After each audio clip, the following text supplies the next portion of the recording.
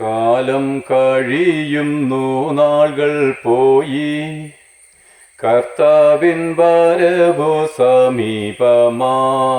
കാലം കഴിയുന്നു, നാളുകൾ പോയി, കർത്താവിൻ വരവു സമീപമായി. മഹത്വനാമത്തെ കീർത്തിപ്പാനായി ശക്തീകരിക്ക നിന്നാത്മാവിനാൽ. മഹത്വനാമത്തെ കീർത്തിപ്പാനായി ശക്തീകരിക്ക നിന്നാത്മാവിനാൽ. യാത്ര ചെയ്യും ഞാൻ ക്രൂശെ നോക്കി, യുദ്ധം ചെയ്യും ഞാൻ യേശുവിനായി. ജീവൻ വെച്ചിടും രക്ഷകനായി, അന്ത്യശ്വാസം വരെയും ജീവൻ യേശുവിനർപ്പിച്ചിട്ട് അക്കരെ നാട്ടിൽ ഞാൻ എത്തിയിടുമ്പോൾ. ജീവൻ യേശുവിനർപ്പിച്ചിട്ട് അക്കരെ നാട്ടിൽ ഞാൻ എത്തിയിടുമ്പോൾ. ശുദ്ധ പളുങ്കിൻ കടൽ തീരത്തിൽ യേശുവിൻ പൊന്മുഖം മുത്തിടും ഞാൻ. ശുദ്ധ പളുങ്കിൻ കടൽ തീരത്തിൽ യേശുവിൻ പൊന്മുഖം മുത്തിടും ഞാൻ. യാത്ര ചെയ്യും ഞാൻ ക്രൂശെ നോക്കി, യുദ്ധം ചെയ്യും ഞാൻ യേശുവിനായി. ജീവൻ വച്ചിടും രക്ഷകനായി, അന്ത്യശ്വാസം വരെയും. പ്രിയ ദേശനിവാസികളെ, നമ്മൾ ഓർമ്മ വെച്ച നാൾ മുതൽ ക്രിസ്തീയ മതവിശ്വാസികളായിരിക്കുന്ന നിങ്ങളെല്ലാവരും കേട്ടിരിക്കുന്ന പാട്ടാണിത്. നമ്മുടെ ശവസംസ്കാര ശുശ്രൂഷകളാണ് മിക്കവാറും ഈ പാട്ട് കൂടുതൽ പാടാറുണ്ട്. പക്ഷേ അങ്ങനെ ഒരു ഉദ്ദേശത്തോടു കൂടിയല്ല ഈ പാട്ട് എഴുതിയത്. ആ ഒരു പ്രത്യാശയുടെ ഗീതമാണ്. ഈ ലോകത്തിൽ യേശുക്രിസ്തുവിൻ്റെ ക്രൂശിനെ നോക്കി ഞാൻ യാത്ര ചെയ്യും, മരണം വരെയും കർത്താവിനെ ഞാൻ സ്നേഹിക്കുമെന്നാണ് ആ പാട്ട് എഴുതിയ അന്നമ്മ മാമൻ്റെ ഹൃദയത്തിലെ ഉദ്ദേശം. നോക്കുവിനെ കാലങ്ങൾ അധികം കഴിഞ്ഞുപോയി ഞാൻ ഇവിടെ നിന്ന് പ്രസംഗിച്ചിട്ട്. ആകയാൽ ഇന്ന് വീണ്ടും ഒരിക്കൽ കൂടി ഇവിടെ വരുവാൻ എൻ്റെ ഉള്ളത്തിൽ വ്യാപരിക്കുന്ന ദൈവത്തിൻ്റെ ആത്മാവ് അല്ലെങ്കിൽ പരിശുദ്ധാത്മാവ് എന്നോട് മന്ത്രിച്ചിരിക്കിയാൽ ഞാൻ അവിടുത്തെ ആഗ്രഹത്തിന് അനുസരണക്കേട് കാണിക്കാതെ ഞാൻ വേഗത്തിൽ തയ്യാറെടുത്ത് ഇവിടേക്ക് കടന്നു വരികയും എന്നിൽ തന്നിരിക്കുന്ന വചനം അല്പനേരം ഞാൻ സംസാരിച്ച് കടന്നു പോവുകയും ചെയ്യുമ്പോൾ, പ്രിയപ്പെട്ടവരെ, എല്ലാ മനുഷ്യരും ഒന്ന് ശ്രദ്ധിക്കണമേ. ദൈവം നമ്മളെ സ്നേഹിക്കുന്നു. എന്തിനു വേണ്ടി സ്നേഹിക്കുന്നു? ദൈവത്തോടുകൂടെ ജീവിപ്പാൻ തക്കവണ്ണം, നമുക്കൊരു രൂപാന്തരം ഉണ്ടാകുവാൻ തക്കവണ്ണം ദൈവം നമ്മളെ സ്നേഹിക്കുന്നു. ആകയാൽ ഞാൻ അതും ഇതും ഒന്നും ഇത് പറയുന്നില്ല. ഒരു വചനം എടുത്തിട്ട് അല്പനേരം അതിനെപ്പറ്റി മാത്രമേ സംസാരിക്കുകയുള്ളൂ. നിങ്ങൾ അനേക ആൾക്കാരും ഒരു പാട്ട് പാടാറുണ്ടല്ലോ, പൗലോസ് ശ്ലീഹ ധന്യൻ ചൊൽ കേട്ടേ ഇതേവം. ഞങ്ങൾ നിങ്ങളോട് അറിയിക്കുന്ന ഈ സുവിശേഷത്തിന് വിരുദ്ധമായിട്ട് ഞങ്ങളാകട്ടെ, സ്വർഗത്തിൽ നിന്നൊരു ദൂതനാകട്ടെ നിങ്ങളോട് സുവിശേഷം അറിയിച്ചാൽ അവൻ ശപിക്കപ്പെട്ടവൻ. അതായത് ഞാൻ നിങ്ങളോട് അറിയിക്കുന്ന ഈ സുവിശേഷ പ്രകാരം, അല്ലെന്നുണ്ടെങ്കിൽ ബൈബിളിൽ എഴുതപ്പെട്ട ഈ ലേഖനങ്ങളിൽ ഞാൻ നിങ്ങളോട് അറിയിക്കുന്ന ഈ സുവിശേഷ പ്രകാരം നിങ്ങളെ ന്യായം വിധിക്കുന്ന ഒരു ദൈവമുണ്ട് എന്നും റോമാലേഖനത്തിൽ നമ്മളോട് പറയുന്നു. അപ്പോൾ നോക്ക് പ്രിയരെ, യഥാർത്ഥമായിട്ടും ബൈബിൾ വെച്ചാണ് നമ്മളെ ന്യായം വിധിക്കുന്നതെന്ന് ശ്രീഹന്മാർ നമ്മളോട് കൽപ്പിച്ചിരിക്കുന്നു. അതായത് ഒരിക്കൽ നമുക്ക് മരണവും മരിച്ചതിന് ശേഷം നമുക്കൊരു ന്യായവിധിയുമുള്ള ദിവസം, നാം ഒക്കെയും മരിച്ചതിന് ശേഷം യേശുക്രിസ്തുവിൻ്റെ സിംഹാസനത്തിൻ്റെ മുമ്പിൽ നിൽക്കേണ്ടി വരുന്ന ദിവസം, നിൽക്കേണ്ടി വന്നാൽ എന്നല്ല, വരുന്ന ദിവസം, അത് മസ്റ്റാണ്, ഉറപ്പാണ്. അന്ന് അവരുടെ കർത്താവിൻ്റെ മുമ്പിൽ ഒരു പുസ്തകമുണ്ട്, ഒരു നിയമ പുസ്തകം. അത് നമ്മുടെ കരങ്ങളിൽ തന്നിരിക്കുന്ന ബൈബിൾ തന്നെ. നിങ്ങളുടെ കരങ്ങളിലിരിക്കുന്ന അതേ ബൈബിളിൽ ശ്രീഹന്മാരിൽ എഴുതപ്പെട്ട വചനത്താൽ മാത്രമേ ദൈവം നമ്മളെ അന്ന് കുറ്റം വിധിക്കാനും സ്വാതന്ത്ര്യം തരുവാനും ഈ ബൈബിൾ മാത്രമേ ഉള്ളൂ. അതുകൊണ്ടാണ് പൗലോസ് ശ്ലീഹ ഇങ്ങനെ ഗലാത്യ സഭയ്ക്ക് പറഞ്ഞിരിക്കുന്നത്, ഞങ്ങൾ നിങ്ങളോട് അറിയിക്കുന്ന ഈ സുവിശേഷത്തിന് വിരുദ്ധമായിട്ട് ഞങ്ങളാകട്ടെ, സ്വർഗത്തിൽ നിന്നൊരു ദൂതനാകട്ടെ നിങ്ങളോട് സുവിശേഷം അറിയിച്ചാൽ അവൻ ശപിക്കപ്പെട്ടവൻ.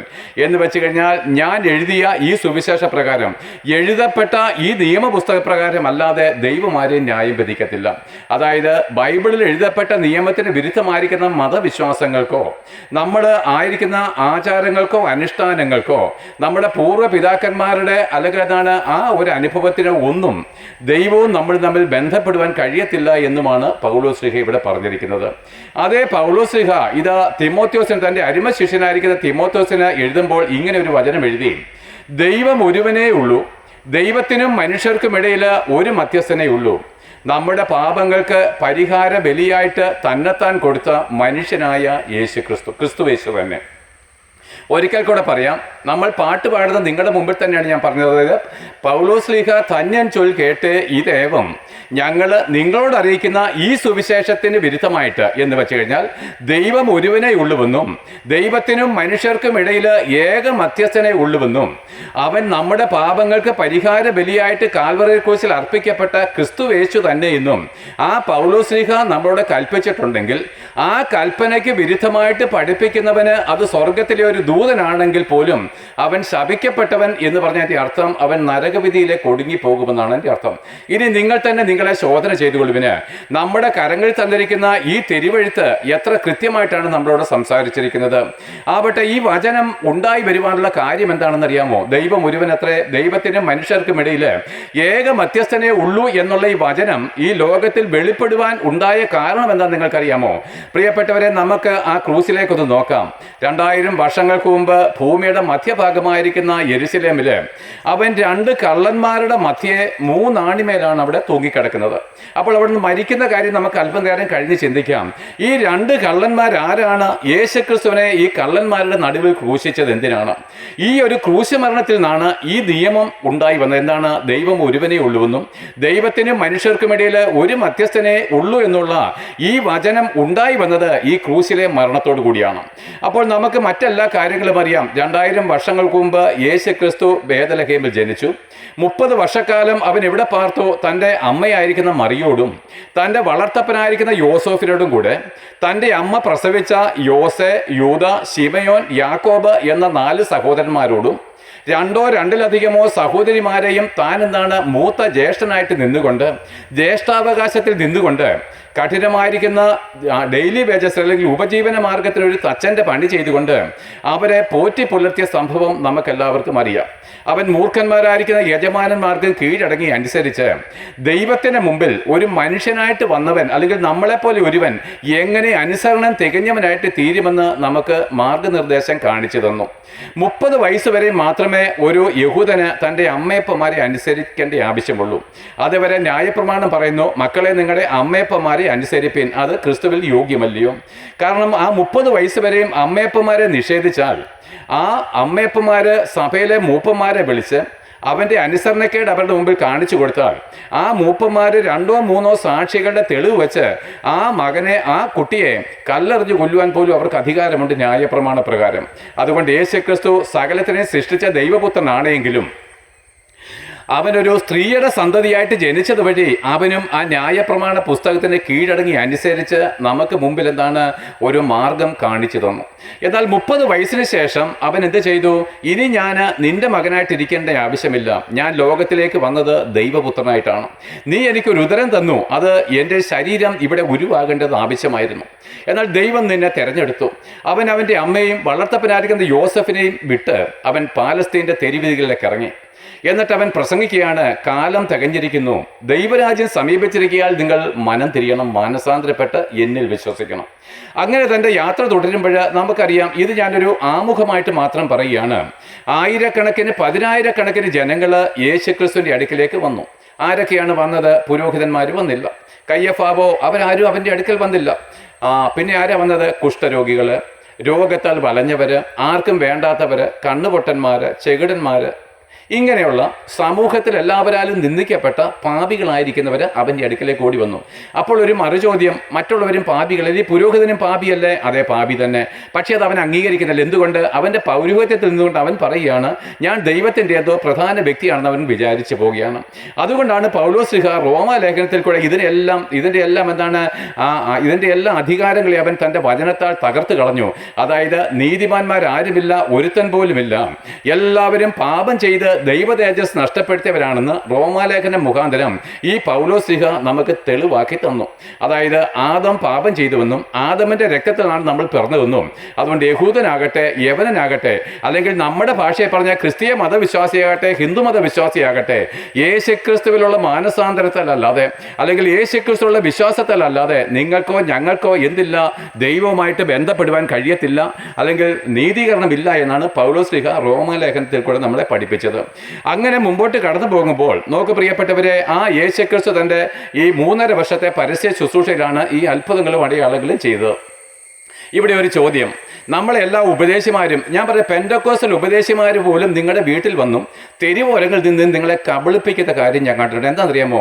യേശുക്രിസ്തുവിൽ വന്നാൽ കടം വീട്ടപ്പെടും, യേശുക്രിസ്തുവിൽ വന്നു കഴിഞ്ഞാൽ രോഗസൗഖ്യം കിട്ടും. അതുണ്ട് കേട്ടോ, അതില്ലെന്നല്ല ഞാൻ പറഞ്ഞത്.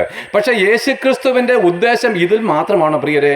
പലപ്പോഴും നമ്മളെല്ലാവരും പ്രാർത്ഥിക്കുന്ന വിഷയം എന്താണ്? കുഞ്ഞുങ്ങളുടെ വിദ്യാഭ്യാസം, കുഞ്ഞുങ്ങളുടെ പഠനം, അല്ലെങ്കിൽ എന്താണ് അവരുടെ വിവാഹം, അവരുടെ ജോലി, നമ്മുടെ വീട്, നമ്മുടെ ലോണ്, ഇങ്ങനെ ഇത്യാദി കാര്യങ്ങൾ നമ്മൾ എന്തും യേശുക്രിസ്തുവോട് പ്രാർത്ഥിക്കുന്നു. നിങ്ങളെല്ലാം പ്രാർത്ഥിക്കുന്നവരെ എനിക്കറിയാം. പക്ഷേ പ്രിയപ്പെട്ടവരെ, യേശുക്രിസ്തു യഥാർത്ഥമായിട്ടും ഈ ഭൂമിയിൽ വന്നത് നമ്മുടെ ഈ ഭൗമികമായിരിക്കുന്ന കാര്യങ്ങളെ അതിനെ പരിഹരിക്കാനാണോ വന്നത്? അല്ല. അതിന് യേശുക്രിസ്തു മരിക്കേണ്ട ആവശ്യമുണ്ടായിരുന്നില്ല. യഥാർത്ഥമായിട്ടും യേശുക്രിസ്തു മരിക്കുന്നതിന് മുമ്പ്, വരുന്നതിന് മുമ്പാണല്ലോ ന്യായപ്രമാണം മോശ മുഖാന്തരം കൊടുത്തത്. നിങ്ങൾ ആവർത്തന പുസ്തകം 28-ാം അധ്യായം എടുത്തൊന്ന് വായിച്ചു നോക്കിക്കേ. ആ ദൈവത്തിൻ്റെ ന്യായപ്രമാണം നിങ്ങൾ അനുസരിച്ച് നടന്നാൽ ഇന്ന അനുഗ്രഹങ്ങൾ തരുമെന്ന് അവിടെ കൽപ്പിച്ചിട്ടുണ്ട്. ഭൗതികമായിരിക്കുന്ന ഒരു കുറവും അവിടെ കൽപ്പിച്ചിട്ടില്ല. എന്നാൽ നിങ്ങൾ അനുസരിക്കാതിരുന്നെങ്കിലോ ഇന്ന നാശങ്ങൾ, ശാപങ്ങൾ ഇരട്ടി നരകതുല്യമായിട്ട് നിങ്ങളുടെ ജീവിതം പോകുമെന്നും അവിടെ എഴുതിയിരിക്കുന്നു. അപ്പോൾ ഭൗമികമായിരിക്കുന്ന സൗഖ്യത്തിന് വേണ്ടിയിട്ടോ സാമ്പത്തിക ലാഭത്തിന് വേണ്ടിയിട്ടോ യേശുക്രിസ്തു മരിക്കേണ്ടി വന്നില്ല. അപ്പോൾ പിന്നെ യേശുക്രിസ്തു എന്തിനാണ് ഇത്ര വലിയ അത്ഭുതങ്ങൾ ചെയ്തത്? നമുക്കറിയാം, 12 വർഷം രോഗബാധിതയായിരിക്കുന്ന സ്ത്രീയെ അവൻ സൗഖ്യപ്പെടുത്തി, അനേക അന്ധന്മാർക്ക് അവൻ സൗഖ്യം കൊടുത്തു, കുഷ്ഠരോഗികൾക്ക് സൗഖ്യം കൊടുത്തു. അപ്പോൾ യേശുക്രിസ്തു ഇതിനു വേണ്ടിയിട്ടല്ലയോ വന്നത്? പിന്നെ എന്തിനാണ് ഇത് കൊടുത്തത്? മറു ചോദ്യം. പ്രിയപ്പെട്ടവരെ, ഇതിൻ്റെ സത്യം ഞാൻ നിങ്ങളോട് ഒരു ഉപമ കൂടെ പറയാം.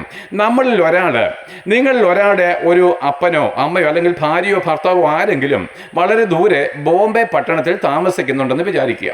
നിങ്ങൾ ഇവിടുന്ന് ട്രെയിൻ ബുക്ക് ചെയ്ത് അതിൻ്റെ ടിക്കറ്റൊക്കെ പോക്കറ്റിലിട്ട്, തീർച്ചയായിട്ടും ടിക്കറ്റ് മാത്രമല്ല നമ്മുടെ പോക്കറ്റിൽ കുറച്ച് പണം കാണും, അല്ലെങ്കിൽ ഗൂഗിൾ പേ ചെയ്യുവാനും നമ്മുടെ ഈ പണം കാണും. പക്ഷെ നമ്മളിങ്ങനെ യാത്ര തുടരുമ്പോഴേ ബോംബെക്ക് പോകുന്നത് എന്തിനാണ്? നമ്മുടെ പ്രിയപ്പെട്ട വ്യക്തിയെ അവിടെ കാണുവാനും അവരോട് കൂടെ ജീവിക്കുവാനുമാണ്. പക്ഷേ ഈ യാത്രയിൽ അനേക യാചകന്മാർ നമ്മുടെ അടുത്ത് വരും, അന്ധന്മാർ, പിന്നെ ഇങ്ങനെ രോഗികൾ. അവർ വന്ന് നമ്മുടെ മുമ്പിൽ കൈ നീട്ടുമ്പോൾ നമ്മൾ എന്താ ചെയ്യുന്നത്? അവർക്ക് നമ്മുടെ പ്രാപ്തിക്കൊത്തവണ്ണം 50 രൂപയോ 10 രൂപയോ അല്ലെങ്കിൽ 5 രൂപയോ അല്ലെങ്കിൽ ഒരു ചായ മേടിച്ചു കൊടുക്കുകയോ ഒരു നേരത്തെ ഭക്ഷണമൊക്കെ നമ്മൾ അവർക്ക് കൊടുക്കും. യഥാർത്ഥത്തിൽ നിങ്ങൾ ബോംബെക്ക് പോകുന്നത് ഈ ട്രെയിനിൽ യാചിക്കുന്നവർക്ക് എന്തെങ്കിലും ഭക്ഷണം കൊടുക്കാനായിട്ടാണോ ബോംബെക്ക് പോകുന്നത്? അല്ല. ബോംബെയിൽ നിങ്ങളുടെ പ്രിയപ്പെട്ടവൻ കാത്തിരിക്കുന്നു. അവനെ കാണുവാനുള്ള യാത്രക്കിടയിൽ ഈ തെരുവോരങ്ങളിൽ വരുന്ന, ഈ ട്രെയിനിൽ കയറുന്ന യാചകന്മാർക്ക് നിങ്ങളുടെ ഹൃദയത്തിലെ കരുണ നിമിത്തം എന്തെങ്കിലും സഹായം ചെയ്യുന്നുവെന്നേ ഉള്ളൂ. അപ്പോൾ യേശുക്രിസ്തുവും തൻ്റെ 3.5 വർഷക്കാലത്തെ ഈ ഐഹിക ജീവിതകാലത്ത് അത്ഭുതങ്ങളും അടയാളങ്ങളും വീര്യപ്രവൃത്തികളും ഒക്കെ ചെയ്യുമ്പോൾ ദൈവത്തിൻ്റെ സ്നേഹം, കരുണ, ആർദ്രത, അവന് മനുഷ്യരോടുള്ള മനസ്സലിവ് ഒക്കെയും ഒന്ന് പ്രദർശിപ്പിച്ചു എന്നേ ഉള്ളൂ. അവൻ യഥാർത്ഥത്തിൽ ഇങ്ങനെ എന്നും രോഗസൗഖ്യം കൊടുക്കുവാനായിട്ടല്ല വന്നത്. അത് ഇന്നുമുണ്ട്, ഇന്നലെയുമുണ്ട്. എന്നാൽ അതിനേക്കാളും വലിയൊരു ലക്ഷ്യം ക്രിസ്തുവിനുണ്ടായിരുന്നു. ആ ലക്ഷ്യമാണ് ഞാൻ പറയാൻ വരുന്നത്. നിങ്ങൾ ബോംബെക്ക് പോകുന്നത് നിങ്ങളുടെ പ്രിയപ്പെട്ടവനെ കാണുവാനാണ് എന്നുള്ള വണ്ണം അതിൻ്റെ ഇടയിലുള്ള യാത്രയ്ക്കിടയിൽ നിങ്ങൾ ചെയ്യുന്ന കരുണ അത് വേറൊരു കാര്യമാണെങ്കിലും നിങ്ങളുടെ ലക്ഷ്യം വേറെ ഒന്നാണ്. അവണ്ണം യേശുക്രിസ്തു ലോകത്തിലേക്ക് വന്നെങ്കിൽ അവൻ്റെ ലക്ഷ്യം വേറെ ഒന്നാണ്. എന്താണ് ലക്ഷ്യമെന്നറിയാമോ? ആകാശത്തെയും ഭൂമിയെ സൃഷ്ടിച്ചവൻ നമ്മുടെ കർത്താവല്ലയോ? തീർച്ചയായിട്ടും കർത്താവാണ്. സകലവും അവൻ മുഖാന്തരമുള്ളതായി, ഉളവായതൊന്നും അവനെ കൂടാതെ അല്ല എന്ന് നമ്മൾ വചനം പറയുന്നു. അപ്പോൾ ആകാശത്തെയും ഭൂമിയെ സൃഷ്ടിച്ചവനായിരിക്കുന്ന ഈ ദൈവപുത്രനായിരിക്കുന്ന ക്രിസ്തു യഥാർത്ഥത്തിൽ എന്തിനാണ് സ്വർഗം വിട്ട് ഇറങ്ങി വന്നത്? അവൻ മറിയയുടെ സന്തതിയായിട്ട് ജനിക്കുന്നതിന് മുമ്പ് അവൻ ഇല്ലായിരുന്നുവോ? തീർച്ചയായിട്ടും ഉണ്ടായിരുന്നു. എന്ന് മുതൽ ആകാശവും ഭൂമിയും ഉണ്ടാകുന്നതിന് മുമ്പേ, അല്ലെങ്കിൽ ദൈവം എന്നു മുതലുണ്ടോ അന്ന് മുതൽ പുത്രനായിരിക്കുന്ന ക്രിസ്തുവുമുണ്ട്. അപ്പോൾ ഒരു ചോദ്യം, ദൈവം ഉണ്ടായി വന്നാണോ? അല്ല. ഉണ്ടായി വന്നത് ദൈവമല്ല, ഉണ്ടാക്കപ്പെട്ടവനും ദൈവമല്ല. അപ്പോൾ അനാദികാലം മുതൽ എന്ന് പറഞ്ഞാൽ അനാദികാലം മുതൽ ദൈവവും തൻ്റെ പണിയിൽ തൻ്റെ പുത്രനും ഉണ്ടായിരുന്നു. ആ പുത്രന് ഒരു മനുഷ്യനായിട്ട്, യേശു എന്ന പേരോടുകൂടി ഒരു ശരീരമുള്ളവനായിട്ട് ഈ ലോകത്തിലേക്ക് ഇറങ്ങി വന്നതിൻ്റെ ഉദ്ദേശം നോക്ക് പ്രിയരെ, ആദം പാപം ചെയ്ത നാളിൽ എന്താണ് ദൈവം അവനെ തള്ളിക്കളഞ്ഞു. ഏദൻ പർദീസയിൽ തള്ളുകയും ജീവവൃക്ഷത്തിന്റെ ഫലം കൂടെ പറിച്ചു തിന്ന് ഈ പാപിയായിരിക്കുന്ന മനുഷ്യൻ എന്നേക്കും ജീവിക്കാതിരിക്കേണ്ടതിന് ദൈവം വാളുകളാൽ തിരിയുന്ന കെരൂബിനെ എന്താണ് ആ ജീവവൃക്ഷത്തിന്റെ ഫലം ഇവൻ പറിച്ചു തിന്നാതിരിക്കുവാൻ കാവൽ നിർത്തി. അതായത് ഒരു പാപിയായിരിക്കുന്ന മനുഷ്യൻ എന്നേക്കും ജീവിക്കരുത് എന്ന് ദൈവം ആഗ്രഹിച്ചു. അപ്പോൾ നമ്മൾ വിചാരിക്കുക ആ ദൈവം ഭയങ്കര ക്രൂരന്. അല്ല പ്രിയരെ, മരണം വെച്ചത് വലിയ അനുഗ്രഹമായി. എന്നാണ് ഞാനൊരു കാര്യം പറയാം. നിങ്ങൾ ഒരാൾക്ക് അല്ലെങ്കിൽ കാൻസർ രോഗം വന്നെന്ന് കൂട്ടിക്കോ, കഠിനമായിരിക്കുന്ന കാൻസർ രോഗമാണ്. അങ്ങനെ രോഗിതനായിരിക്കുന്ന നിനക്ക് വേദന കൊണ്ട് 1 മണിക്കൂർ പോലും ഉറങ്ങുവാൻ കഴിയത്തില്ല. നിനക്ക് മരണമില്ലെങ്കിൽ നിന്റെ ജീവിതം എന്ന് ഓർത്ത് നോക്കിയേ. കാരണം പാപം വന്നതുകൊണ്ടാണ് ഈ രോഗം വന്നത്. അപ്പോൾ നമുക്കൊരിക്കലും മരണമില്ലെങ്കിൽ നമ്മുടെ ജീവിതം എത്ര ദുസ്സഹമാണ്. ഇനി നാളെ ഒരു ഭൂമി കുലുങ്ങം ഉണ്ടായെന്ന് കൂട്ടിക്കോ, നമ്മുടെ വീടെല്ലാം ഇടിഞ്ഞു പൊളിഞ്ഞ് നമ്മൾ ആ സ്ലാബിൻ്റെ അടിയിൽ അങ്ങ് അകപ്പെട്ടു പോയിന്ന് കൂട്ടിക്കോ, നമുക്ക് മരണമില്ലെങ്കിൽ എത്ര കോടി വർഷം ആ സ്ലാബിൻ്റെ കീഴെ കിടന്നാലും നമ്മൾ മരിക്കത്തില്ല. അപ്പോൾ നോക്ക് പ്രിയരെ, പാപികൾ മരിക്കണമെന്നുള്ളത് ദൈവത്തിൻ്റെ ഒരു സ്നേഹമാണ്. കാരണം എന്താണെന്ന് അറിയാമോ, അങ്ങനെ മരിച്ചെങ്കിൽ മാത്രമേ നമ്മുടെ ഈ പാപമുള്ള ശരീരം മാറ്റി പാപമില്ലാത്ത പുതിയൊരു ശരീരം നമ്മളെ ധരിപ്പിച്ച് സ്വർഗത്തിലേക്ക് നമ്മളെ കൊണ്ടുപോകാൻ കഴിയത്തുള്ളൂ. അതൊക്കെ വിശദീകരിക്കാൻ പോയ മണിക്കൂറിൽ എടുക്കുന്നുകൊണ്ട് ഞാനതെല്ലാം ഒന്ന് സൂചിപ്പിച്ചു വിട്ടു. നിങ്ങളുടെ ചിന്താമണ്ഡലങ്ങൾ ആദ്യമായിട്ട് കേൾക്കുന്നതാണെങ്കിൽ നിങ്ങൾ അതിനെ ഒന്ന് ചിന്തിച്ചാൽ നിങ്ങൾക്ക് കൂടുതൽ കാര്യങ്ങളെ നിങ്ങളുടെ ചിന്തകളിൽ തന്നെ പരിശുദ്ധാത്മാവ് നൽകി തരും. അങ്ങനെ നോക്ക് പ്രിയരെ, കർത്താവായിരിക്കുന്ന യേശുക്രിസ്തു ഇങ്ങനെ സൗഖ്യമൊക്കെ കൊടുക്കുമ്പോഴും തൻ്റെ ഹൃദയത്തിലുള്ള ആഗ്രഹം എന്താണെന്നറിയാമോ? ആകാശവും ഭൂമിയും സൃഷ്ടിക്കുന്നതിന് മുമ്പ് തന്നെ ദൈവം സർവജ്ഞാനിയാണ്. അവൻ ആരംഭം പോലെ അവസാനവും അറിയുന്നവനായതുകൊണ്ട് മനുഷ്യൻ പാപം ചെയ്യുമെന്നും ആ പാപത്താൽ അവൻ നരകവിധിയിലേക്ക് കൊടുക്കപ്പെടുമെന്നും അല്ലെങ്കിൽ പിശാചിന്റെ വഞ്ചനയിൽ അവൻ കൊടുങ്ങുമെന്നും ദൈവം അറിഞ്ഞിരിക്കെ ദൈവം തൻ്റെ രൂപത്തിലും സാദൃശ്യത്തിലും സൃഷ്ടിച്ച ഈ മനുഷ്യരെ ഇനിയും സ്വർഗത്തിലേക്ക് വീണ്ടെടുക്കേണ്ടതിന് പാപമില്ലാത്ത ഒരു രക്തം ചൊരിയപ്പെടണമെന്നും അതിന് തൻ്റെ പുത്രനായിരിക്കുന്ന ക്രിസ്തുവിൻ്റെ രക്തത്തിന് മാത്രമേ കഴിയത്തുള്ളൂന്നും ദൈവമായിരിക്കുന്ന പിതാവ് നേരത്തെ മനസ്സിലാക്കിയിരുന്നതുകൊണ്ട് യഥാർത്ഥമായിട്ടും യേശുക്രിസ്തു ലോകത്തിലേക്ക് കടന്നു വന്നത് ഈ ക്രൂസിൽ മരിപ്പാനായിട്ടാണ്. ഈ ക്രൂസിലേക്കുള്ള യാത്രയിൽ ദൈവത്തിൻ്റെ കരുണയും സമാധാനവും സന്തോഷവും ജനങ്ങളോട് സുവിശേഷിക്കുകയും അവർക്ക് സൗഖ്യം കൊടുക്കുകയും ചെയ്തു എന്നേ ഉള്ളൂ. ആ യാത്രയിൽ കർത്താവ് ഇങ്ങനെ പറഞ്ഞു, ഞാൻ രോഗികൾക്കല്ലയോ വൈദ്യനെ കൊണ്ട് ആവശ്യം, ഞാൻ നീതിമാന്മാരെ തേടിയല്ല പാപികളെ തേടിയത്രേ ലോകത്തിലേക്ക് വന്നത്. അപ്പോൾ താൻ ഈ രോഗസൗഖ്യം കൊടുക്കുമ്പോഴൊക്കെയും ദൈവത്തിൻ്റെ കർത്താവിൻ്റെ ആഗ്രഹം എന്താണെന്നറിയാമോ? വരുവാനിരിക്കുന്ന ദിവസം ഞാൻ ക്രൂശിൽ മരിക്കുകയും ആ ക്രൂശ് മരണത്തിൽ വിശ്വസിക്കുന്നവർക്ക് ദൈവത്തേക്ക് സമാധാനം കിട്ടുമെന്നും അവൻ ഗ്രഹിച്ചു. അതുകൊണ്ടാണ് റോമാലേഖനത്തിൽ നമ്മുടെ പൗലോസ്ലീഹ ഇങ്ങനെ എഴുതിയിരിക്കുന്നത്, വിശ്വാസത്താൽ നീതീകരിക്കപ്പെട്ടിട്ട് നമ്മുടെ കർത്താവായിരിക്കുന്ന യേശുക്രിസ്തു മൂലം നമുക്ക് ദൈവത്തോട് സമാധാനം. അപ്പോൾ ദൈവത്തോട് നമ്മളെ നിരപ്പിക്കുവാൻ ഒരേ ഒരു വ്യക്തി യേശുക്രിസ്തു മാത്രമാണ്. മറ്റൊന്നിനും നമുക്ക് ദൈവത്തിൻ്റെ അടുക്കലേക്ക് കൊണ്ടുപോകാൻ കഴിയത്തില്ല. ക്രിസ്തീയ മതവിശ്വാസികൾ നിങ്ങൾ ആചരിച്ചു പോകുന്ന ഒരു മതഭക്തിക്കും സത്യദൈവത്തിലേക്ക് നിങ്ങളെ നിരപ്പിക്കുവാൻ കഴിയത്തില്ല എന്ന് നിങ്ങളുടെ ജീവിതം കൊണ്ട് തന്നെ പരസ്യമായിട്ട് തെളിയിക്കപ്പെട്ടവരാണ്. അതെന്താണെന്ന് ഞാൻ പറയട്ടെ. നമ്മുടെ പൂർവ്വപിതാക്കന്മാരുടെ കാലം തൊട്ട് നമ്മൾ പറയുന്ന ഒരു വാക്കുണ്ട്. എന്താണെന്നറിയാമോ? ഞാൻ തെറ്റായിട്ട് പറഞ്ഞെങ്കിൽ നിങ്ങൾക്ക് എന്നെ ചോദ്യം ചെയ്യുവാനും പ്രസംഗം ഇവിടെ നിർത്തൽ ചെയ്യുവാനും, വചനപ്രകാരം തെറ്റാണെങ്കിൽ, നിങ്ങളുടെ മതാചാരപ്രകാരം തെറ്റാണെങ്കിൽ നിങ്ങൾ നിഷേധിക്കാൻ വരില്ല. അത് നിങ്ങൾക്ക് നന്നുമല്ല. എന്നാൽ നോക്ക് പ്രിയരെ, നമ്മുടെ പൂർവ്വപിതാക്കന്മാരുടെ കാലം മുതലും പിതാക്കന്മാരുടെ കാലവും നമ്മളുടെ കാലവും നമ്മുടെ മക്കളുടെ കാലവും നമ്മൾ എന്നും പറയുന്ന ഒരു വാക്കുണ്ട്. എന്താണെന്നറിയാമോ? കർത്താവേ, ഞങ്ങൾ പാപികളും ദോഷികളുമാണ്. അപ്പോൾ നൂറ്റാണ്ടുകളായിട്ട് നമ്മൾ ഈ മതവിശ്വാസത്തിൽ ജീവിച്ചിട്ടും പാപികളും ദോഷികളും എന്നുള്ള പദവിയിൽ നിന്ന് നമുക്ക് മോചനം കിട്ടിയിട്ടില്ല. ശരിയല്ല ഞാൻ പറഞ്ഞത്? ശരി തന്നെ.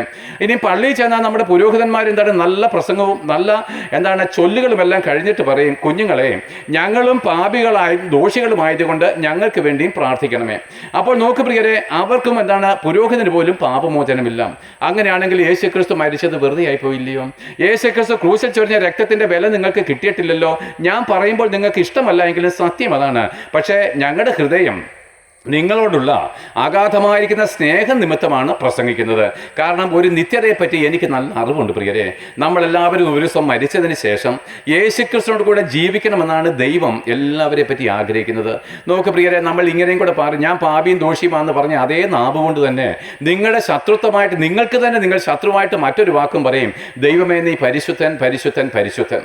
അപ്പോൾ ദൈവം പരിശുദ്ധനും നിങ്ങൾ പാപിയുമാണെങ്കിൽ രണ്ടും ഓപ്പോസിറ്റാണ്.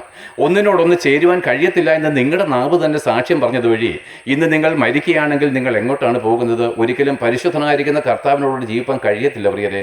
അതുകൊണ്ട് കഠിനമായിരിക്കുന്ന വേദനയോടുകൂടിയാണ് ഞങ്ങളെപ്പോലുള്ളവർ പ്രസംഗിക്കുന്നത്. നിങ്ങളുടെ ചെവികളൊന്ന് തുറന്നിരുന്നെങ്കിൽ ഞങ്ങൾ പ്രാർത്ഥിക്കുകയാണ്. എന്നാൽ നോക്ക് പ്രിയപ്പെട്ടവരെ, ആ കർത്താവായിരിക്കുന്ന യേശുക്രിസ്തു അവൻ ഇങ്ങനെ എല്ലാ നന്മകളും ചെയ്തുവെങ്കിലും ആ ലോകസ്ഥാപനത്തിന് മുമ്പ് തന്നെ ദൈവത്തിനൊരു നിയമമുണ്ട്. പാപത്തിൻ്റെ ശമ്പളം മരണമാണ്. ആ മരണത്തിന് നമ്മളെല്ലാം ഹേതുവായിട്ട് തീർന്നിരിക്കുന്നത് കൊണ്ട് നമുക്കൊരു മരണത്തിൽ നിന്ന് രക്ഷപ്പെടണമെങ്കിൽ എന്ത് ചെയ്യണം? ഏത് പ്രശ്നം കൊണ്ടാണ് നമ്മൾ മരിക്കുന്നത്? പാപം കൊണ്ടാണ്. ഇവിടുത്തെ മരണമല്ല, മരിച്ചതിന് ശേഷം ഒരു രണ്ടാം മരണമുണ്ട്. അത് ഭയാനകമാണ്. അതാണ് നരകവിധിയിലേക്ക് നമ്മൾ തള്ളിക്കളയുന്നത്. അപ്പോൾ നമ്മുടെ ശിക്ഷയ്ക്ക് ഹേതുവായിരിക്കുന്നത് നമ്മുടെ പാപമാണ്. അപ്പോൾ ആ പാപത്തിൽ നമുക്ക് മോചനം കിട്ടിയാൽ പിന്നെ ശിക്ഷയില്ല. അപ്പോൾ ഈ യാത്രയ്ക്ക് മുമ്പ് നമുക്കറിയാം, ആ യേശുക്രിസ്തുവിന് മുമ്പ് ഏതാണ്ട് അല്ലെങ്കിൽ BC 1445 അല്ലെങ്കിൽ യേശുക്രിസ്തു മരിക്കുന്നതിനും ഏതാണ്ട് 1400 വർഷങ്ങൾക്ക് മുമ്പാണ് ദൈവം ന്യായപ്രമാണം കൊടുക്കുന്നത്. ഇസ്രയേലിൻ്റെ ഈജിപ്തിൻ്റെ അടിമത്തത്തിൽ നിന്ന് അവരെ വിളിച്ചിറക്കി മോശയെ ആ പർവ്വതത്തിൽ വെച്ച് അല്ലെങ്കിൽ ആ ന്യായപ്രമാണം കൊടുക്കുമ്പോൾ, സീനായി പർവ്വതത്തിൽ വെച്ച് ഈ ന്യായപ്രമാണം കൊടുക്കുമ്പോൾ അതിനകത്ത് കുറച്ച് നിയമാവലികൾ കൊടുത്തിരുന്നു. എന്താണ് നിയമത്തിൻ്റെ അർത്ഥമെന്നറിയാമോ? അതായത് ദൈവത്തിൻ്റെ വിശുദ്ധിയും മനുഷ്യരുടെ പാപവും തമ്മിൽ താരതമ്യം ചെയ്യുന്നതാണ് ന്യായപ്രമാണം. അതായത് ദൈവം വിശുദ്ധനാണെന്ന് തെളിയിപ്പാനും നമ്മൾ പാപികളും നരകവിധിക്ക് യോഗ്യനാണെന്നും നമുക്ക് ബോധ്യം തരുവാനുമാണ് മോശയും കൊണ്ടുള്ള ന്യായപ്രമാണം. ആ ന്യായപ്രമാണം നമ്മളെ രക്ഷിക്കുമോ? ഒരു നാളും രക്ഷിക്കത്തില്ല. ഞാനല്ലോ പൗലോസ് അപ്പോസ്തലൻ പറയുന്ന കാര്യമാണ്. അപ്പോൾ ന്യായപ്രമാണത്തിൻ്റെ പ്രവൃത്തിയിൽ ഇരിക്കുന്നവരെ നിങ്ങൾക്കൊരിക്കലും രക്ഷ കിട്ടത്തില്ല. കാരണം എന്താണ്? ന്യായപ്രമാണം നമ്മളെ ശിക്ഷിക്കുന്ന നിയമമാണ്. അല്ലെങ്കിൽ എന്താണ്? നമ്മളൊരു മനോഹരമായിരിക്കുന്ന ഒരു വിവാഹത്തിനായിട്ട് വീട്ടിൽ നിന്ന് ഉടുത്തൊരുങ്ങി ഇറങ്ങിപ്പോവുകയാണ്. പക്ഷെ നമ്മളെ തന്നെ നോക്കുന്നില്ല. അവസാനം ആ കല്യാണ മണ്ഡപത്തിൻ്റെ അല്ലെങ്കിൽ വിവാഹ ഹാളിൻ്റെ മുമ്പിൽ ചെന്ന് നിൽക്കുമ്പോൾ ഒരുവൻ വന്ന് പറഞ്ഞു, അയ്യോ നിന്റെ ദേഹത്ത് മുഴുവൻ ചെളി പറ്റിയിരിക്കുന്നു, നിനക്ക് ഈ ഹാളിലേക്ക് പ്രവേശിക്കാൻ കഴിയത്തില്ല, ഇത് നല്ല ക്ലീനായിട്ട് വസ്ത്രം ധരിച്ചവർക്ക് മാത്രമേ ഇവിടെ പ്രവേശനമുള്ളൂ എന്ന് പറയുമ്പോൾ നിങ്ങൾ നിങ്ങളുടെ ശരീരത്തിൽ നോക്കും, ശരിയാണല്ലോ, പറ്റിപ്പോയി, ഇനി എങ്ങനെ ഞാൻ ഈ വിവാഹത്തിലേക്ക് കയറും? ഈ വിവാഹം എന്ന് പറയുന്നത് നമ്മുടെ കർത്താവിൻ്റെ മണവാട്ടി സഭയെ പറ്റിയാണ് പറയുന്നത്.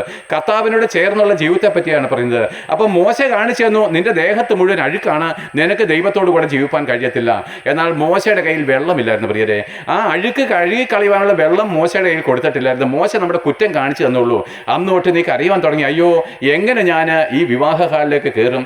എങ്ങനെ ഞാൻ എൻ്റെ മണവാൻ്റെ അടുക്കലേക്ക് പോകും? ഈ ചെളിയൊന്ന് കഴുകി കളയുവാൻ ആരെങ്കിലും കരുണ ചെയ്തിരുന്നെങ്കിലെന്ന് ആ ചോദ്യത്തിന് ഉത്തരമാണ് കർത്താവായിരിക്കുന്ന യേശുക്രിസ്തു. റോമാലേഖനത്തിൽ പൗലോസ് അപ്പോസ്തലൻ പറയുന്നു, അയ്യോ ഞാൻ അരിഷ്ടനായിരിക്കുന്ന ഒരു മനുഷ്യന് ഈ മരണകരമായിരിക്കുന്ന ശരീരത്തിൽ നിന്ന് എന്നെ ആർ വിടുവിക്കും? അതിന് താഴെ എഴുതിയിരിക്കുന്നു, കർത്താവായിരിക്കുന്ന യേശുക്രിസ്തു മൂലം നമുക്ക് ജയം തന്ന ദൈവത്തിന് സ്തോത്രം. നോക്ക് പ്രിയരെ, മോശ കടന്നു വന്നത് നമ്മളെ കുറ്റം വിധിക്കാനാണ്. എന്നാൽ യേശുക്രിസ്തു വന്നത് ആ കുറ്റത്തിൽ നമ്മളെ മോചിപ്പിച്ച് ദൈവത്തിൻ്റെ മക്കളാക്കി തീർക്കാനാണ്. അങ്ങനെ ആ കർത്താവായിരിക്കുന്ന യേശുക്രിസ്തു മോശയുടെ ന്യായപ്രമാണത്തിൽ നമ്മളെ വീണ്ടെടുക്കുവാൻ, അതായത് ന്യായപ്രമാണം ഇന്നുമുണ്ട്, ഇന്നലെയുമുണ്ട്, നാളെയുമുണ്ട്. എന്നാൽ നമ്മുടെ ചെളി അങ്ങ് കഴുകി കടഞ്ഞു കഴിഞ്ഞാൽ ഇനി കുറ്റം വിധിക്കുവാൻ പ്രമാണത്തിന് കഴിയത്തില്ല. അതായത് നിങ്ങൾ ഒരുവൻ കൊലപാതകയായിട്ട് തീർന്നു എന്ന് കരുതുക. നിങ്ങളെ കോടതിയിൽ, സുപ്രീം കോടതിയിൽ നിങ്ങളുടെ വാദം നടക്കുകയാണ്, എല്ലാ തെളിവുകൾക്കും നിങ്ങൾക്കെതിരാണ്. അപ്പോഴെന്താണ്? നിങ്ങൾ മരണശിക്ഷ അനുഭവിച്ചേ പറ്റൂ. എന്നാൽ പെട്ടെന്ന് ഒരുവൻ വന്നിട്ട് നിങ്ങളുടെ എല്ലാ കുറ്റങ്ങളും സ്വയം ഏറ്റെടുത്തുകൊണ്ട് ആ നിയമത്തിൻ്റെ മുമ്പിലേക്ക് നിങ്ങൾക്ക് പകരക്കാരനായിട്ട് കയറി നിന്നു കഴിഞ്ഞാൽ ഇനി നിങ്ങളുടെ മേൽ കുറ്റമില്ല, കുറ്റം അവൻ്റെ മേലായതുകൊണ്ട് നിനക്ക് വരുവാനിരിക്കുന്ന മരണശിക്ഷ കോടതി അവന് കൊടുക്കുന്നത് പോലെ മോശയുടെ ന്യായപ്രമാണത്താൽ ഉളവായിരിക്കുന്ന നമ്മുടെ പാപത്തിൻ്റെ മേലുള്ള മരണശിക്ഷ ഇപ്പോഴെന്താണ്? നീ അനുഭവിക്കാതിരിപ്പാൻ തക്കവണ്ണം ദൈവം തൻ്റെ പുത്രനായിരിക്കുന്ന യേശുക്രിസ്തുവിനെ ലോകസ്ഥാപനത്തിന് മുമ്പേ നിന്റെ രക്ഷയ്ക്കായിട്ട് നിശ്ചയിച്ചിരിക്കുന്നു. അതാണ് ഇനിയും പറയുവാൻ പോകുന്ന രക്ഷ. അങ്ങനെ നോക്ക് പ്രിയരെ, ഈ കർത്താവായിരിക്കുന്ന യേശുക്രിസ്തു ഈ അത്ഭുതങ്ങളും അടയാളങ്ങളും വീര്യപ്രവൃത്തികളും എല്ലാം ചെയ്തുവെങ്കിലും തൻ്റെ ലക്ഷ്യം മുഴുവനും ക്രൂശിൽ മരിക്കുക എന്നുള്ളതാണ്. താൻ ഇങ്ങനെ യാത്ര ചെയ്യുമ്പോൾ ഒരിക്കൽ പത്രോസിനോട് പറഞ്ഞില്ലയോ, പത്രോസെ, അല്ലെങ്കിൽ പേര് പറഞ്ഞിട്ടില്ല, ഇതാ മനുഷ്യപുത്രൻ പാപികളുടെ കരങ്ങളിൽ ഏൽപ്പിക്കപ്പെടാൻ പോകുന്നു, അവർ അവനെ തല്ലുകയും അവർ അവനെ തുപ്പുകയും കൊല്ലുകയും ചെയ്യും, എങ്കിലും മൂന്നാം ദിവസം അവൻ ഉയർത്തെഴുന്നേക്കേണ്ടതാകുന്നു. അപ്പോൾ പത്രോസ് എന്താ ചെയ്തത്? കർത്താവെ ഇങ്ങ് വന്നേന്ന് പറഞ്ഞ് ഇച്ചിരി മാറ്റി നിർത്തിയിട്ട് പറഞ്ഞു, ഇങ്ങനത്തെ കാര്യങ്ങളൊന്നും പറയല്ല, നീ മരിക്കാൻ പാടില്ല. കാരണം എന്താണ്? നീ മരിക്കാൻ പാടില്ല, കാരണം ഞങ്ങൾ നിങ്ങളെ അത്രമാത്രം സ്നേഹിക്കുന്നുണ്ട്. അപ്പോൾ കർത്താവിനോട് പറഞ്ഞാൽ, പിശാചേ എന്നെ വിട്ടുപോ, നീ മനുഷ്യനുള്ളത് ചിന്തിക്കുന്നു, ദൈവത്തിനുള്ളതല്ല എന്ന് പറഞ്ഞു. എന്നാൽ ദൈവത്തിൻ്റെ ഉദ്ദേശം തൻ്റെ പുത്രൻ മരിക്കണമാണ് എന്നുള്ള ഉദ്ദേശത്തിന് മുമ്പിൽ പത്രോസിൻ്റെ മാനുഷിക സ്നേഹം അവൻ മരിക്കാതിരിക്കുവാൻ കൊതിച്ചു. അവൻ്റെ പ്രിയരെ, എന്തിനാണ് ഈ ഒരു കാര്യം പറഞ്ഞു വെച്ചാൽ ഈ പ്രസംഗത്തിൻ്റെ അവസാനം നിങ്ങൾക്കത് മനസ്സിലാകും. അങ്ങനെ നമ്മുടെ കർത്താവായിരിക്കുന്ന യേശുക്രിസ്തു ആ ക്രൂശ് മരണത്തിലേക്ക് പോകുവാനുള്ള സമയമായിരിക്കുന്നു. പിതാവ് നിശ്ചയിക്കപ്പെട്ട സമയം അതെന്നാണ്? ആ പെസഹ ദിവസമാണ്.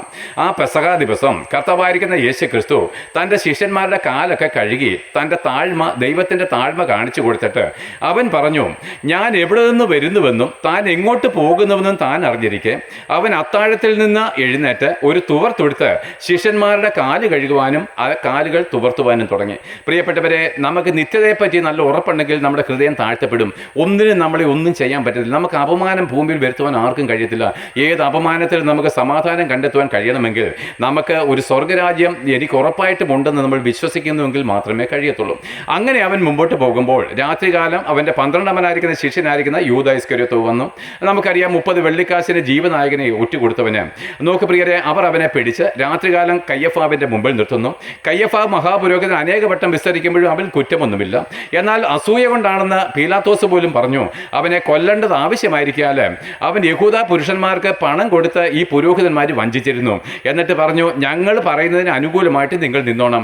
അങ്ങനെ യഹൂദ ജനം പ്രവാചകന്മാരുടെ വാക്കുകളിൽ കർത്താവ് ഇങ്ങനെ കഷ്ടമേറ്റ് മരിക്കണമെന്ന്, അല്ലെങ്കിൽ പ്രവചന പുസ്തകങ്ങളിലും സങ്കീർത്തന പുസ്തകങ്ങളിലും മോശയുടെ ന്യായപ്രമാണത്തിലും ഇങ്ങനെ ക്രിസ്തു കഷ്ടം സഹിച്ച് മരിക്കണമെന്ന് എഴുതിയിരിക്കുന്ന കാര്യം അവൻ അറിഞ്ഞിട്ടും അവർ ആ അറിവിനെ മായ്ച്ചു കളഞ്ഞുകൊണ്ട് ആ വ്യർത്ഥന്മാരായിരിക്കുന്ന പുരോഹിതന്മാരുടെ ഇഷ്ടത്തിന് വേണ്ടി ഏൽപ്പിച്ചു കൊടുത്തു. പ്രിയപ്പെട്ടവരെ, നിങ്ങളും അധികം പേരും ഇങ്ങനെ തന്നെയാണ്.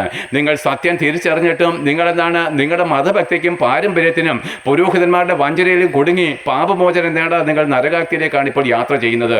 അതെല്ലാം ഞാൻ വിശദീകരിക്കാമെങ്കിൽ സമയം ഒത്തിരി മണിക്കൂറുകളെടുക്കും. എന്നാൽ നോക്ക് പ്രിയപ്പെട്ടവരെ, ആ കർത്താവായിരിക്കുന്ന യേശു ക്രിസ്തുവിനെ അവൻ്റെ കരങ്ങളിൽ നിന്ന് അവൻ ഇങ്ങനെ ഒരു കാര്യം പറയുന്നുണ്ട്, പിതാവേ, കഴിയുമെങ്കിൽ ഈ പാനപാത്രം എങ്കിൽ നീക്കിക്കളയണമേ, എങ്കിലും എൻ്റെ ഇഷ്ടമല്ല നിന്റെ ഇഷ്ടം തന്നെ നടക്കട്ടെ എന്ന് പറയുമ്പോൾ യഥാർത്ഥമായിരിക്കുന്ന ആരാധനയാണ് ഇവിടെ വെളിപ്പെട്ട് വരുന്നത്. പണ്ട് മോറിയ മലയിൽ അബ്രഹാം തൻ്റെ ഏകജാതനായിരിക്കുന്ന ഇസഹാക്കിനെ യാഗം കഴിക്കുമ്പോൾ അന്ന് രാത്രികാലം പറഞ്ഞു, നിന്റെ ഏകജാതനെ നീ സ്നേഹിക്കുന്നവനെ തന്നെ എനിക്ക് യാഗം കഴിക്കുക. അവൻ രാവിലെ കഴുതയ്ക്ക് കോപ്പിട്ടുകൊണ്ട് ഏതാനും ബാല്യക്കാരെയും വിളിച്ചുകൊണ്ട് മോറിയ മലയിലേക്ക് പോയി. അവൻ ഒന്നും സംശയിക്കാതെ തൻ്റെ ഏകജാതനെ, താൻ സ്നേഹിക്കുന്നതിൻ്റെ പുത്രനെ തന്നെ ദൈവത്തിന് യാഗം കഴിപ്പാൻ തയ്യാറായെങ്കിൽ ദൈവം ഇവിടെ പറയുന്നു, ഒരു മനുഷ്യൻ ഇങ്ങനെ എന്നെ സ്നേഹിക്കുന്നുവെങ്കിൽ ഞാനും എൻ്റെ ഏകജാതനായ പുത്രനെ തന്നെ ഈ മനുഷ്യജാതിക്ക് വേണ്ടി യാഗം കഴിക്കും. അതേ പ്രിയപ്പെട്ടവരെ, അന്ന് ദൈവം പറഞ്ഞു, ഈ പ്രവൃത്തി ചെയ്തു വഴി നിന്റെ സന്തതി മുഖാന്തരം സകല ജാതികളും അനുഗ്രഹിക്കപ്പെടും. എന്ന് വെച്ചാൽ ഇസഹാക്ക് മുഖാന്തരമല്ല, അവൻ്റെ മക്കളായിരിക്കുന്ന ദാവീദിൻ്റെ മകനായിട്ട് വന്ന, ദാവീദിൻ്റെ പുത്രനായിട്ട് വന്ന യേശുക്രിസ്തുവിൽ സകല ജാതികളും അനുഗ്രഹിക്കപ്പെടുമെന്നാണ് അന്ന് ദൈവം അവനെ അനുഗ്രഹിച്ചത്. അതുകൊണ്ടാണ് നമ്മൾ ഇന്ന് യേശുക്രിസ്തുവിനെ അറിഞ്ഞത്. എന്നാൽ നോക്കുവിന് അങ്ങനെ അവർ മുമ്പോട്ട് പോകുമ്പോഴേ ആ കയ്യഫാവിൻ്റെ കരങ്ങളിൽ അവരിൽ വിസ്തരിക്കുമ്പോൾ കുറ്റമില്ലെങ്കിലും നീ ജീവനുള്ള ദൈവത്തിൻ്റെ പുത്രനായിരിക്കുന്ന ക്രിസ്തു എന്ന് ചോദിക്കുമ്പോൾ ആകുന്നു എന്ന് പറഞ്ഞു. എന്നാൽ കൊല്ലുവാൻ അധികാരമുണ്ടായിരുന്നില്ല. പ്രഭാതത്തിൽ അവനെ ബന്ധിച്ച് അവർ റോമൻ കൈസറുടെ നാട് വഴിയായിരുന്ന പീലാത്തോസിൻ്റെ മുമ്പിൽ നിർത്തി. പീലാത്തോസ് അനേക വട്ടം വിസ്തരിച്ചു. അതൊക്കെ വിശദീകരിക്കുമ്പോൾ ഇന്ന് രാത്രിയായാലും പ്രസംഗം തീരത്തില്ല. പറഞ്ഞേ, പ്രസംഗിക്കാനുള്ള ജ്ഞാനമുണ്ട്, അറിവുണ്ട്, അഭിഷേകമുണ്ട്, അധികാരമുണ്ടെങ്കിലും ഞാൻ വേഗത്തിൽ ഈ പ്രസംഗം നിർത്തുക. നിങ്ങളുടെ രക്ഷയ്ക്ക് വേണ്ടി, പാപമോചനത്തിന് വേണ്ടി എന്ത് നിങ്ങൾ ചെയ്യണമെന്നാണ് ഞാൻ പറഞ്ഞു വരുന്നത്. അങ്ങനെ അവൻ ഇതെല്ലാം സംഭവിച്ചു കഴിഞ്ഞ് അവനെ ആ പീലാത്തോസിൻ്റെ മുമ്പിൽ അവനെ രക്ഷിക്കുവാൻ പീലാത്തോസ് പോലും ആഗ്രഹിച്ചെങ്കിലും ആ സ്വന്തം ജനമായിരിക്കുന്ന യഹൂദന്മാർ പറഞ്ഞു, അവനെ ക്രൂശിക്കുക, അവനെ കൊല്ലുക. അവസാനം ഗത്യന്തരമില്ലാതെ കൊലപാതകയായിരിക്കുന്ന ബറബാസിനെ വിട്ടുകൊടുത്ത് ജീവനായകനായിരിക്കുന്ന യേശു ക്രിസ്തുവിനെ ക്രൂശിപ്പാനായിട്ട് ഏൽപ്പിച്ചു കൊടുക്കുമ്പോൾ ആ യഹൂദന്മാരുടെ മുമ്പിൽ ഈ നീതിമാന്റെ രക്തത്തിൽ എനിക്ക് കുറ്റമില്ല, നിങ്ങൾ തന്നെ കരുതിക്കൊള്ളുക എന്ന് പറഞ്ഞുകൊണ്ട് തൻ്റെ കൈ കഴുകുമ്പോൾ യഹൂദന്മാർ പറഞ്ഞു, ആ രക്തം ഞങ്ങളുടെ മേലും ഞങ്ങളുടെ മക്കളുടെ മേലും വന്നുകൊള്ളട്ടെ. ഇനിയും പിതാക്കന്മാരെ ഒന്ന് ശ്രദ്ധയോടെ കേൾക്കണമേ. നിങ്ങൾക്ക് ഇഷ്ടമാണെങ്കിലും അല്ലെങ്കിലും കേൾക്കണം കേട്ടോ. കാരണം നമ്മളെല്ലാവരും മരിക്കും. മരിച്ചതിന് ശേഷം യേശു ക്രിസ്തുവിൻ്റെ മുമ്പിൽ നിൽക്കും.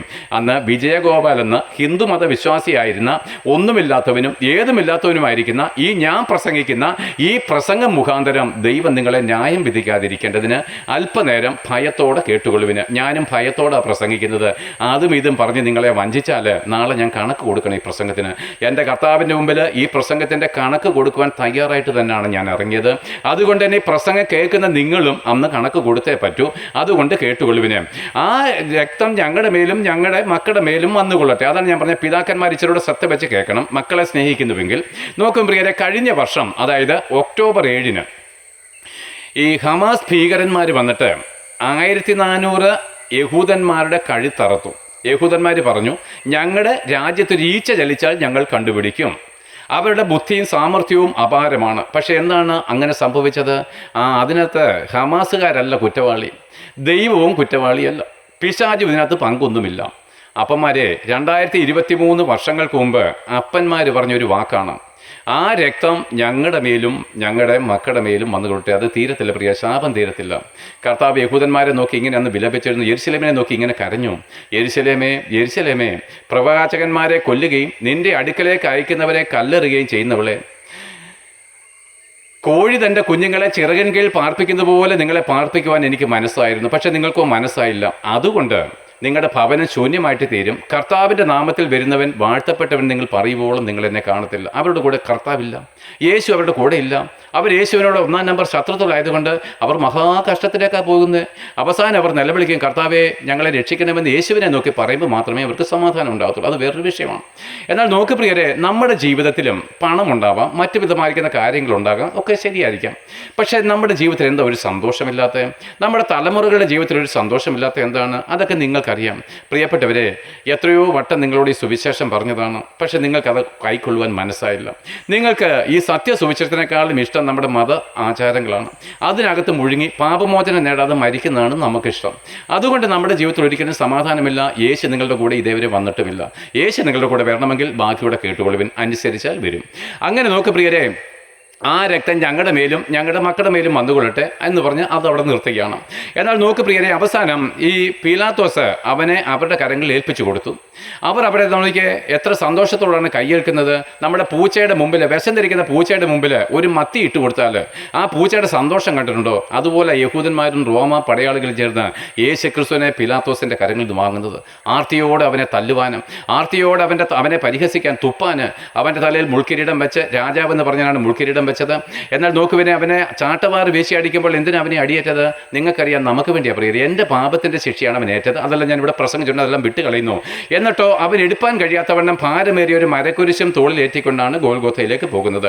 ഈ മരക്കുരിശ് എന്താണ്? നമുക്കൊരു കാര്യം അറിയാം, ദേഷ്യമൊന്നും വരല്ലേ, നിങ്ങൾക്ക് ദേഷ്യം വരുന്നൊരു കാര്യമാണ് പറയാൻ പോകുന്നത്.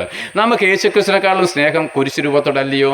നിങ്ങളുടെ വീടുകളിൽ, പള്ളികളിൽ, ശവക്കോട്ടയിൽ ഒരു പവൻ്റെ മാലയുണ്ടെങ്കിൽ മാലയുടെ അറ്റത്ത്, നമ്മുടെ പുരോഹിതന്മാരുടെ വസ്ത്രത്തിൽ, തലപ്പാവിൽ, അംശവടിയുടെ അറ്റത്ത് നമ്മളതിനെ അങ്ങ് ചുംബിക്കുക.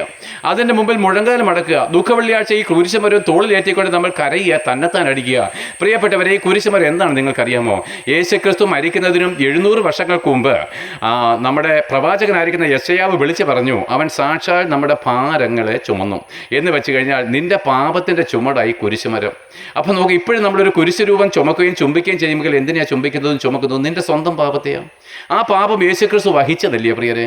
അവൻ സാക്ഷാൽ നമ്മുടെ ഭാരങ്ങളെ വഹിച്ചതല്ലേ? എന്നിട്ടും നിങ്ങൾ ഈ കുരിശുരൂപം ചുമക്കുന്നതിൻ്റെ അർത്ഥം എന്താണെന്നറിയാമോ? യേശുക്രിസ്തു എൻ്റെ പാപം ചുമന്നിട്ടില്ലെന്ന, ഞാൻ തന്നെത്താൻ അങ്ങ് ചുമന്നേക്കാം, വല്ല വിധേനയും അങ്ങ് ചെല്ലണ്ടേ എന്നുള്ള മാനുഷികമായിരിക്കുന്ന ഒരു അനുഭവമാണ്. എന്നാൽ വിശ്വസിക്കുന്നവരുടെ നീതി നിങ്ങളുടെ ജീവിതത്തിൽ വന്നില്ല. അപ്പോൾ യേശുക്രിസ്തു ചുമന്നു കൊണ്ടുപോയ മരക്കുരിശ് നമ്മുടെ ഭയങ്കരമായിരിക്കുന്ന പാപത്തിൻ്റെ ചുമടാണ്. ആ പാപഭാരം അവൻ ചുമന്നത് വഴിയാണ് അതേ പാപത്തിൽ അവനെ ആണിയടിക്കേണ്ടി വന്നത്. 2 കള്ളന്മാരുടെ മധ്യേ 3 ആണിമേൽ നട്ടുച്ചവയിലിൽ അവനെ തൂക്കിയിടുവാൻ കാരണം നിന്റെ പാപത്തിൻ്റെ അതേ കഴുകുമരത്തിൽ അവനെ തൂക്കേണ്ടി വന്നു. ഇനി 2 കള്ളന്മാരുടെ കഥയൊക്കെ ഞാൻ പറഞ്ഞിട്ടുണ്ടെന്നാണ് ഓർമ്മ, അതല്ല ഇനിയും പറയുന്നില്ല. എന്നാൽ ആ യേശുക്രിസ്തു അവിടെ മരിച്ചു. അവിടെ മരിക്കുമ്പോൾ ഒരു സംഭവം കണ്ടോ? മന്ദിരത്തിലെ തിരശ്ശീല മുകൾ തൊട്ട് താഴെ വരെയും ചീന്തപ്പെട്ടു. പ്രിയപ്പെട്ടവരെ, ഇന്നും നിങ്ങളൊരു തിരശ്ശീലയ്ക്ക് പുറകിലാണെന്ന് എനിക്ക് നല്ല വ്യക്തിത്വമുണ്ട്. ആ തിരശ്ശീല നിൽക്കുവോളം നിങ്ങൾക്ക് അതിവിശുദ്ധ സ്ഥലത്തേക്കുള്ള പ്രവേശനം സാധ്യമാകത്തില്ല. എന്നാൽ യേശുക്രിസ്തു ഈ ക്രൂശിൽ മരിക്കുമ്പോൾ ഈ തിരശ്ശീല മുകൾ തൊട്ട് താഴെ വരെയും 2ആയിട്ട് ചീന്തപ്പെട്ടു എന്ന് നിങ്ങൾ വായിച്ചിട്ടില്ലയോ? തീർച്ചയായിട്ടും വായിച്ചിട്ടുണ്ട്. എന്നിട്ടും നിങ്ങൾ ഇന്നും ഒരു തിരശ്ശീലയ്ക്ക് പുറകിലിരിക്കുന്നുവെങ്കിൽ യേശുക്രിസ്തു നിങ്ങൾക്ക് വേണ്ടി മരിച്ചിട്ടില്ല എന്ന് നിങ്ങളുടെ പ്രവൃത്തിയാൽ നിങ്ങൾ തെളിയിക്കുന്നു. പ്രിയപ്പെട്ടവരെ, ആ കുരിശ്, ആ തിരശ്ശീല നമ്മളോടുള്ള ദൈവത്തിൻ്റെ ശത്രുത്വമായിരുന്നു. ആദം പാപം ചെയ്തപ്പോൾ ദൈവമാണ് ആ തിരശ്ശീല തൂക്കിയത്. അത് മോശ മുഖാന്തരമാണ് ആലയത്തിൽ തൂക്കിയത്. പക്ഷേ അത് ദൈവത്തിൻ്റെ ഇഷ്ടമാണ്. പ്രിയപ്പെട്ടവരെ, ആ തിരശ്ശീല നിൽക്കുവോളം ദൈവത്തിന് നമ്മളുടെ ശത്രുത്വം നമുക്ക് വെളിപ്പെട്ട് വരുന്നു. എന്നാൽ ആ തിരശ്ശീല കീറിയത് വഴി ഇനി ഏത് പാപിക്കും ദൈവത്തിൻ്റെ അടുക്കലേക്ക് നേരിട്ട് കടന്നു ചെല്ലുവാൻ ദൈവം ജീവൻ്റെ പുതുവഴി, പുതിയ നിയമം ആരംഭിച്ചു. ഇനി സ്വർഗത്തിന് അടപ്പില്ല കേട്ടോ, വാതിൽ തുറന്നിട്ടിരിക്കുക. ഇനി അത് എന്താണ്, പാട്ടുപാടി രാത്രികാലം ഉറക്കാനും പാട്ടുപാടി രാവിലെ ഉണർത്തേണ്ടയും കാര്യമൊന്നുമില്ല.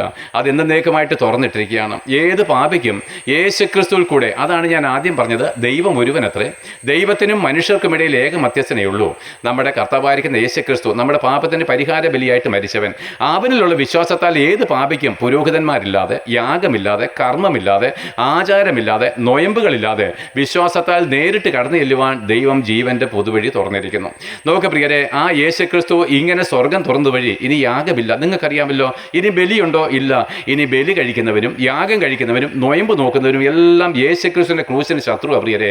കാരണം അവന്റെ ആ ക്രൂശിനെ നമ്മൾ അംഗീകരിക്കുന്നില്ല. അംഗീകരിച്ചിരുന്നെങ്കിൽ ഇനി നൊയമ്പ് നോക്കേണ്ട കാര്യമൊന്നുമില്ല പ്രിയ. വിശ്വാസത്താലാണ് നീതീകരണം. എന്നാൽ നോക്ക് പ്രിയരെ, ആ കർത്താവായിരിക്കുന്ന യേശുക്രിസ്തു നമുക്ക് വേണ്ടി തന്റെ ശരീരയാഗത്താൽ അതിൽ വിശ്വസിക്കുന്ന ഏവർക്കും അവൻ ക്രൂശിൽ വെച്ച് പറഞ്ഞില്ലേ, പിതാവേ നിവൃത്തിയായി. ഏത് പാപിക്കും ദൈവത്തിന്റെ അടുക്കിലേക്ക് നേരിട്ട് കടന്നു ചെല്ലുവാൻ ദൈവം ജീവന്റെ പൊതുവഴി ക്രിസ്തു യേശു മുഖാന്തരം നമുക്ക് നൽകി തന്നിരിക്കുന്നു. ആ യാഗം നിർത്തലാക്കിയെങ്കിൽ എന്തിനാണ് ലേവ്യ പൗരോഹിത്യം തന്നത്? യാഗം കഴിക്കാനാണ്. ഇനി യാഗത്തിന്റെ ആവശ്യമില്ലെങ്കിൽ പൗരോഹിത്യമുണ്ടോ പ്രിയരെ? എൻ്റെ ബുദ്ധികേടാണോ അതോ നിങ്ങളുടെ ബുദ്ധികേടാണോ? അതെ, ഇനി പൗരോഹിത്യം ഇല്ലെന്നാണ് എനിക്ക് ബൈബിളിൽ നിന്ന് മനസ്സിലായി. ഇനി പൗരോഹിത്യമില്ല. ഇനി പൗരോഹിത്യത്തിന്റെ കീഴിലിരിക്കുന്നവരെല്ലാം യേശുക്രിസ്തു ക്രൂശിൽ മരിച്ചിട്ടില്ലെന്ന് അംഗീകരിക്കേണ്ടി വരും. പക്ഷെ അവൻ മരിച്ചല്ലോ പ്രിയ, സത്യമല്ലയോ? ഇന്ന് AD 2024 അല്ലയോ? അതുകൊണ്ട് യാഗവും ബലികളും നിർത്തലാക്കിയത് വഴി ഇനി പൗരോഹിത്യമില്ല. ഇല്ല പ്രിയരെ, ഇല്ല. അതെല്ലാം വഞ്ചനയാണ്. എല്ലാ മതത്തിൻ്റെയും പുരോഹിതന്മാർ, ക്രിസ്തീയ മത പുരോഹിതന്മാർ ഉൾപ്പെടെ നിങ്ങളെ വഞ്ചിച്ചു കൊണ്ടിരിക്കുകയാണ്. യഥാർത്ഥത്തിൽ സത്യത്തെ ഗ്രഹിപ്പാൻ നിങ്ങളുടെ കയ്യിൽ വചനമുണ്ടായിട്ടും അത് വായിക്കുവാനോ അംഗീകരിക്കാനോ നിങ്ങൾക്ക് മനസ്സിലാത്തത് കൊണ്ടാണ് ഈ വഞ്ചനയിൽ കുടുങ്ങിക്കിടക്കുന്നത്.